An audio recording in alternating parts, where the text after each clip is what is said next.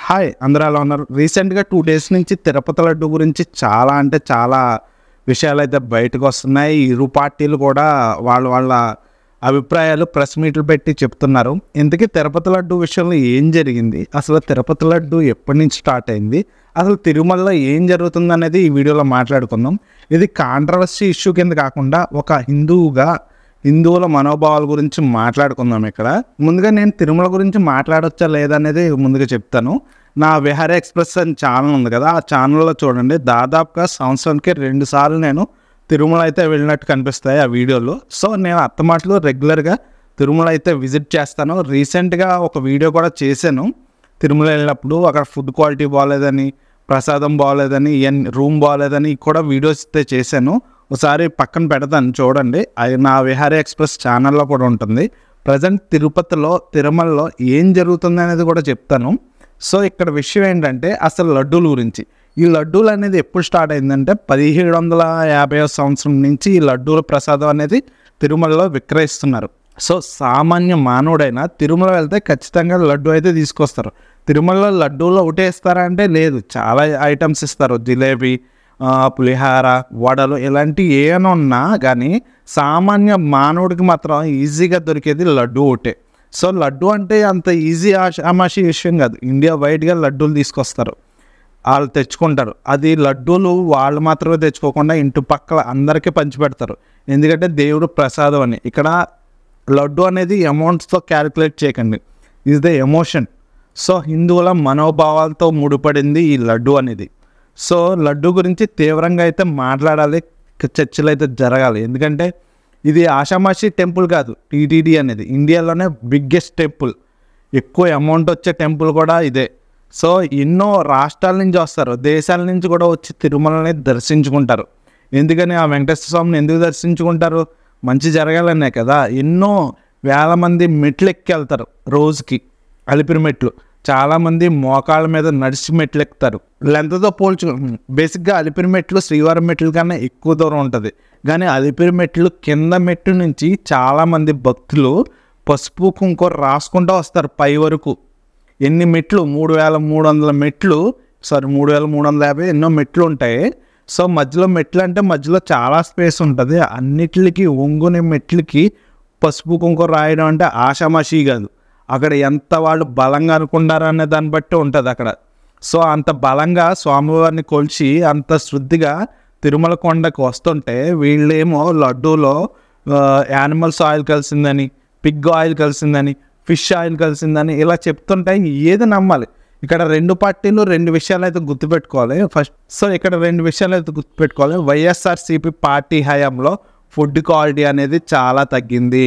అన్న సమారాధన విషయంలో అయితే ఫుడ్ క్వాలిటీ చాలా తగ్గింది. లడ్డూలో నాణ్యత కూడా తగ్గింది. అది ఒప్పుకున్నా ఒప్పుకోకపోయినా అది ఖచ్చితంగా నిజం.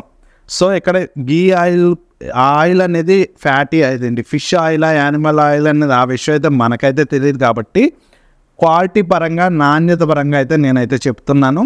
ఇక్కడ లడ్డు క్వాలిటీ అనేది బాగా తగ్గింది. అకామిడేషన్లో కూడా సరైన వాల్యూస్ ఇవ్వట్లేదు.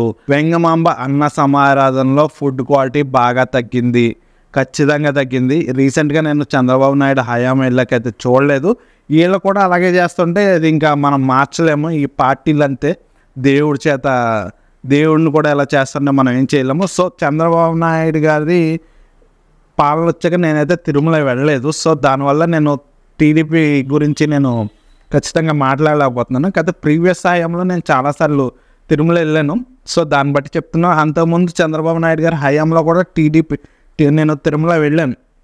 సో అప్పుడు నేను వీడియోస్ అయితే పెట్టలేదు కాబట్టి, అప్పుడు ఛానల్ అయితే పెట్టలేదు కాబట్టి అప్పుడు వీడియోస్ అయితే చూపించలేను కదా, వెళ్ళాను. సో వాళ్ళు భక్తులు ఇచ్చే విరాళాలతోనే టీటీడీ అనేది రన్ అవుతుంది. ఎవరు ఒప్పుకున్నా ఒప్పుకోపోయినా వాళ్ళు ఇచ్చే టికెట్ల రూపాయనే అవ్వచ్చు, ఉండి ఆదాయం కావచ్చు, ఏదైనా అవ్వచ్చు, భక్తుల బట్టే టీటీడీ అనేది నడుస్తుంది. సో ఆ విషయాన్ని ఎందుకు పార్టీలు అనేవి గుర్తించుకోవు?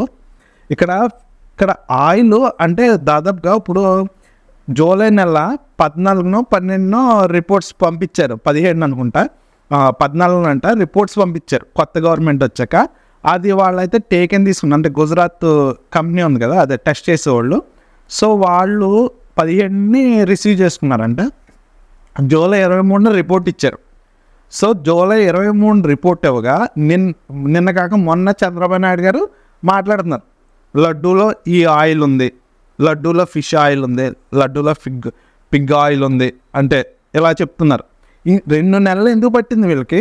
2 నెలలు ఎందుకు చెప్పలేకపోయారు? అది ఖచ్చితంగా టీడీపీ ఖచ్చితంగా సమాధానం చెప్పాల్సిందే. ఎందుకని 2 నెలలు టైం తీసుకున్నారు? అది చిన్న విషయం కాదు. ఖచ్చితంగా సిబిఐకి ఎంక్వైరీ చేయాలి. ఏ పార్టీ అబద్ధం ఆడుతుంది, ఎవరు నిజాలు చెప్తున్నారు అనేది ఖచ్చితంగా సిబిఐ ఎంక్వైరీ చేసి ఈ విషయం అనేది, లడ్డు విషయం అనేది ఖచ్చితంగా మాట్లాడాలి. ఎందుకంటే అది రోజుకి 3 లక్షల పైన లడ్డూలు తీసుకుంటారు భక్తులు. దాదాపుగా రోజుకొచ్చి 1,00,000 మంది వరకు స్వామివారిని దర్శనం చేసుకుంటారు. కొండపైన దాదాపుగా 3 నుంచి 4 లక్షల మంది ఉంటారు. ఖచ్చితంగా నెలకి రోజుకొచ్చి 3 లక్షల పైనే లడ్డూలు అయితే విక్రయం అయితే జరుగుతుంది. అంతమంది అన్ని లడ్డూలు తీసుకెళ్తాను అంటే మాటల విషయం కాదు. లడ్డూ ప్రైస్ కూడా తక్కువేం కాదు కదా. 50 రూపాయల లడ్డు చిన్నది అయితే, పెద్ద లడ్డు అయితే 200 రూపాయల లడ్డు అంటేనే అర్థం చేసుకోవచ్చు ఎంత వెళ్తుంది అనేది. ఎన్ని లడ్డూలు ఇచ్చినా తీసుకుని వెళ్ళిపోయే జనాలు ఉన్నారు ఇంకా. అంటే మీరు 1-2 ఇస్తే సరిపోదు. తిరుమల వెళ్తే ఖచ్చితంగా 10-15 లడ్డూలు కూడా తెచ్చుకునే వాళ్ళు ఉన్నారు. ఎందుకంటే తిరుమల వచ్చిన వాళ్ళు ఖచ్చితంగా ఇంటి పక్కన ఖచ్చితంగా ప్రసాదాలు పంచుతారు. తిరుమల అంటే ఆషామాషి ఏం కాదు, హిందువులకి చాలా గొప్ప టెంపుల్ అది. సో అలాంటి టెంపుల్తో ఇలాంటి రాజకీయాలు చేస్తున్నారంటే ఏం చేయాలి? దేవుణ్ణి కూడా రాజకీయాల్లోకి లాగుతుంటే ఇంకా మనం ఏం చేయలేము. అసలు చెప్తున్నా, బేసిక్ ఇక్కడ లడ్డు ఇదివరకు ఏం చేసేవారంటే కర్ణాటక స్టేట్కి సంబంధించిన నందిని అనే కంపెనీకి అయితే గీ సప్లైకి ఇచ్చేవారు. కేజీ వచ్చి 780 రూపాయలు పడేదంట. తిరుమల లడ్డూకి ఇచ్చారు. లడ్డు కూడా కాదు, మిగిలిన కొన్ని ప్రసాదాలకు కూడా ఈ గీయే వాడతారనమాట. సో మొత్తానికి నందిని అయితే సప్లై చేసేది. తర్వాత వైఎస్ఆర్ హయాం వచ్చాక తమిళనాడులోని అతిపెద్ద కంపెనీ ఏం కాదు, చిన్న కంపెనీ, అసలు అది ముక్కు మొహం తెలియని కంపెనీ ఆల్ఫా కంపెనీకి వైఎస్ఆర్సీపీ అనేవాళ్ళు గీకి ఇచ్చారు ఆర్డర్. అది కూడా ఎంతకే 325 రూపాయలకి. ఇది నేను చెప్తుంది కాదు, వైఎస్ఆర్ సుబ్బారెడ్డి గారు లైవ్లో మొన్న నిన్న ప్రెస్ మీట్ పెట్టి చెప్తుంది. 325 రూపాయలకి గీ అయితే ఇచ్చారంట, ఆవు నెయ్యి, స్వచ్ఛమైన ఆవు నెయ్యి. సో 325 రూపాయలకి స్వచ్ఛమైన ఆవు నెయ్యి దొరుకుతుంది ఎక్కడైనా. ఇది అందరికీ కామన్ ఆడియన్స్, కామన్ భక్తులకి ఖచ్చితంగా ఈ విషయం అయితే తెలియాలి. ఎందుకంటే 325 రూపాయలకి అంత తక్కువకి గీ ఎక్కడ దొరుకుతుంది, ఎవరు సప్లై చేయగలుగుతున్నారు? అంత తక్కువ అమౌంట్కి గీ సప్లై చేస్తున్నారంటే ఖచ్చితంగా డౌట్ రావాలి కదా. వైఎస్ఆర్సీపీ అయినా టీటీడీ అయినా ఎవరికైనా ఖచ్చితంగా అనుమానం రావాలి. ఎందుకంటే నందిని 780కి గీ సప్లై చేస్తున్నప్పుడు వీళ్ళు 325 రూపాయలకి ఎలా సప్లై చేస్తున్నారు? ఆ విషయం ఖచ్చితంగా తెలియాలి. సిబిఐ ఎంక్వైరీ అయితే ఖచ్చితంగా పడాలి. త్వరగతిలో ఇదైతే కేసు అయితే సాల్వ్ చేయాలి. ఎందుకంటే ఇది మామూలు విషయం కాదు. భక్తుల మనోభావాలు దెబ్బతింటాయి ఖచ్చితంగా. ఎందుకంటే హిందువులు లైఫ్లో చూడాల్సిన కొన్ని టెంపుల్స్ అయితే ఉంటాయి, దాంట్లో తిరుమల కూడా ఒకటి. అలాంటి తిరుమలతో ఇలాంటి రాజకీయాలు చేస్తుంటే ఎవరైతే తిరుమలని ఇంకా దర్శిస్తారు చెప్పండి? తిరుమల ఇప్పుడు బోల్డ్ అంతమంది బ్రాహ్మణ్స్ వెళ్తారు, సపోజ్ బ్రాహ్మణ్స్ వెళ్తారు, అందరూ నిష్టగానే వెళ్తారు. ఏమి నాన్ వెజ్ అయ్యి ముట్టుకుని మందు తాగి తిరుమల వెళ్ళరు.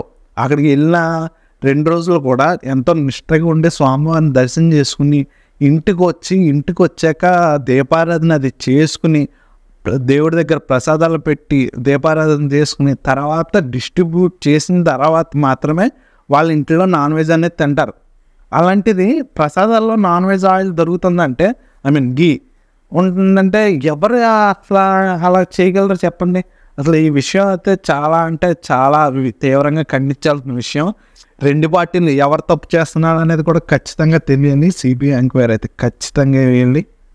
సో ఖచ్చితంగా వేయాలి. మనకి ఈ కొవ్వు విషయం అనేది, అంటే ఈ యానిమల్స్ గీ గురించి విషయానికి వస్తే 1957లో తిరుగుబాటు అనేది జరిగింది కదా. సో సిపాయిల తిరుగుబాటు, అది దేని జరిగింది? మెయిన్ కాజ్ వచ్చి పంది కొవ్వు, యానిమల్స్ కొవ్వుతో ఉన్న వీటిని నోటితో పీకి ఆ గన్నులో పెట్టి కాల్చడం అనేది జనాలకి నచ్చలేదు. అప్పుడు జనాలకంటే ఎవరికైనా నచ్చలేదు, ఎందుకంటే అప్పుడు మనోభావాలు అలా ఉండేయన్నమాట. ఇప్పుడు కూడా అంతే, హిందువులు అన్నవాళ్ళు గోమాంసం అనేది తినరు. సో ఇలాంటి విషయాల్లో, సెన్సిటివ్ విషయాల్ని ఇంత హైజీనిక్గా జనాలు ఫాలో అవుతున్నప్పుడు ఖచ్చితంగా తిరుమల లడ్డు అనేది చాలా చిన్న విషయం అయితే కాదు, చాలా పెద్ద విషయం. ఖచ్చితంగా గవర్నమెంట్ అనేది సీరియస్ యాక్షన్ తీసుకోవాలి. సెంట్రల్ గవర్నమెంట్ కూడా ఖచ్చితంగా ఈ విషయంలో కలగజేసుకుని ఖచ్చితంగా ఎవరు నిజాలు చెప్తున్నారో ఎవరు అబద్ధాలు చెప్తున్నారు అనేది ఖచ్చితంగా బయటికి రావాలి. ఎందుకంటే ప్రతి పార్టీ వాళ్ళ తప్పు లేదని చూపించుకోవడానికి ట్రై చేస్తున్నారు తిరుపతి లడ్డు విషయంలో, కానీ నిజమేంటో మాత్రం మనకు తెలియట్లేదు. ఖచ్చితంగా నిజమేంటో ఖచ్చితంగా తెలియాలి. చాలామంది 100 రోజులు బేసిక్గా నాకు అర్థం ఉంది ఏంటంటే, ఇప్పుడు సపోజ్ జూలై 23న లడ్డు రిజల్ట్ అనేది బయటకు వచ్చాక ఈ 2 నెలల వరకు ఎందుకు వెయిట్ చేశారు? ఈ విషయం అయితే ఖచ్చితంగా మాట్లాడాలి. ఎందుకంటే ఇది దాయాల్సిన విషయం ఏం కాదు, చాలా సీరియస్ విషయం. ఖచ్చితంగా ఇది డిస్కస్ చేయాలి. పోనీ దాయాలనుకుంటే నిన్న ఎందుకు మాట్లాడాల్సి వచ్చింది చంద్రబాబు నాయుడు గారు? మనోభావాలు దెబ్బతింటే అందుకనే వెయిట్ చేసాం అంటే నిన్న ఎందుకు చెప్పాల్సి వచ్చింది? అంటే 100 రోజులు అయిపోయాక ఏం చేయట్లేదని ఆ గవర్నమెంట్ మీద వ్యతిరేకత వస్తుందని ఆయన ఈ విధంగా ప్రసంగం చేశారా? ఈనాడు పేపర్లో కూడా రీసెంట్గా ఇదండి వెజిటేబుల్ ఆయిల్ కలిసిందనే పేపర్లో వేశారు, కానీ ఇలాగ చంద్రబాబు నాయుడు గారు యానిమల్ ఫిష్ ఆయిల్ ఉందని ఈ ఆయిల్ ఉందని ఖచ్చితంగా చెప్పారని మాత్రం ఈనాడు పేపర్లో వేయలేదు. అదేంటో మరి నాకైతే ఇప్పటివరకు అర్థం అవ్వలేదు. మరి ఈనాడు అంటే టీడీపీ ప్రముఖ పత్రిక, మరి ఖచ్చితంగా చంద్రబాబు నాయుడు గారు చెప్పిన విషయం అయితే మరి వెయ్యాలి. ఎందుకంటే ఇది చిన్న ఆషామాషి విషయం అయితే కాదు. టీడీపీ అయినా వైఎస్ఆర్సీపీ అయినా హిందువుల మనోభావాలు మాత్రం దెబ్బతీయద్దు దయచేసి. ఇది ఆషామాషి వ్యవహారం కాదు. లడ్డూలు అనేవి మేము చాలా సంప్రదాయంగా చాలా ఎంతో భక్తితో మేము తీసుకునే ప్రసాదాలు ఇవి. సో టీడీపీ తప్పు చేసిందే ఇక్కడ, వైసీపీ సపోర్ట్ చేసింది అనేది సిబిఐ ఎంక్వైరీ చేసి ఖచ్చితంగా ఎవరు తప్పు చేశారు, ఎవరు ఎలా చెప్పాల్సి వచ్చిందో ఖచ్చితంగా ఈ విషయాలు అయితే బయటకైతే వెలుగులోకి అయితే తీసుకురావాలి. ఖచ్చితంగా ఈ విషయాలు అయితే మాట్లాడాలి. నేను బేసిక్గా తిరుమల అంటే నాకు చాలా ఇష్టం. బేసిక్గా ఎప్పుడు కుదిరితే అప్పుడు తిరుమల వెళ్ళిపోవాలని చూస్తూ ఉంటాను. అక్కడ 2 రోజులైనా ఉంటే నాకు చాలా మనశ్శాంతిగా అనిపిస్తుంది. ఆ విహారీ ఎక్స్ప్రెస్ ఛానల్లో చూడండి వీడియోస్, మీకు తెలుస్తుంది నేను ఎన్నిసార్లు తిరుమల వెళ్ళాను.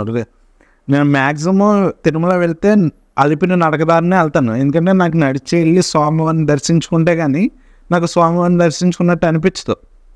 అన్ని గంటలు ప్రయాసపడి నడిచి మోకాళ్ళ పర్వతం మీద మోకాళ్ళ మీద ఎక్కి ఎందుకు వెళ్తున్నాం? స్వామివారిని భక్తితోనే కదా కొలిచేది, భక్తి కోసమే కదా, ఆ స్వామివారి కటాక్షం ఉండాలనే కదా. అలాంటి చోట మనకి ఇలాంటి లడ్డూలు పెట్టారంటే, ఇలాంటి లడ్డూలు ఇచ్చారంటే ఏం చెప్పాలి అసలు? ఈ విషయం మాత్రం కాంట్రవర్సీ కింద కాదబ్బా, సీరియస్గా తీసుకోవాలి. ఖచ్చితంగా గవర్నమెంట్స్ అనేవి సీరియస్గా తీసుకోవాలి.